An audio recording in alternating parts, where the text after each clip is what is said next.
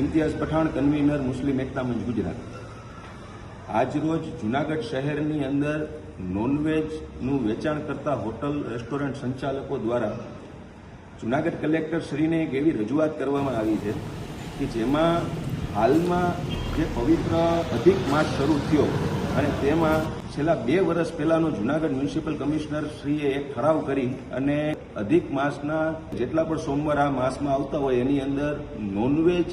જે વેચાણ કરતા હોય એ તમામ રેસ્ટોરન્ટ હોટલ બંધ રાખવા માટે સૂચના આપેલ છે। આ રેસ્ટોરન્ટ સંચાલકો દ્વારા હંમેશા દરેક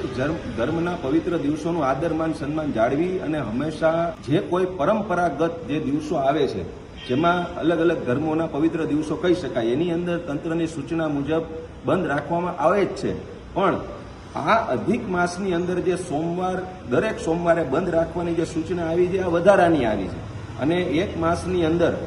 આ સોમવાર આવતા હોય પછી બીજા તહેવારો આવતા હોય એટલે 8-10 રજાઓ ભેગી થતી હોય જેના કારણે જે આ સંચાલકો છે તેમના વ્યવસાયને તેમને ત્યાં નોકરી કરતા રોજિંદા વેતન મેળવતા કર્મચારીઓને ઘણી બધી મુશ્કેલીઓ વેઠવી પડે એમ છે। એટલે જે પરંપરાગત તહેવારો છે એની અંદર બંધ રાખવા માટે બધા તૈયાર છે, એમાં સહમત છે, દરેક ધર્મનું આદરમાન સન્માન જાળવવું એકબીજાની ફરજ છે, એના ભાગરૂપે એ કરવા તૈયાર છે, પણ વધારાની જે આ રજાઓ રાખવા માટે તંત્રનો જે આદેશ છે આ આદેશ ઉપર આ ઓર્ડર ઉપર પુનઃ વિચાર કરવામાં આવે તે માટેની આજની જૂનાગઢ કલેક્ટર શ્રીને આ રજૂઆત હતી।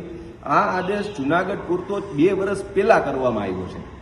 અને 2 વર્ષમાં આ પ્રથમ વખત અધિક માસ છે એ 2-3 વર્ષના ગાળે એક વખત આવતું હોય એટલે આ અધિક માસ અત્યારે શરૂ થયો છે ને એમાં દર સોમવારે અધિક માસના દર સોમવારે બંધ રાખવી આવી એક જે વાત છે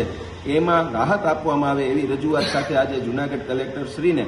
જૂનાગઢના હોટલ રેસ્ટોરન્ટ સંચાલકો જે નોનવેજની બનાવેલી વસ્તુઓ વેચે છે તમામ મિત્રો દ્વારા આજે આ આવેદનપત્ર આપી અને એક રજૂઆત કરવામાં આવી હતી।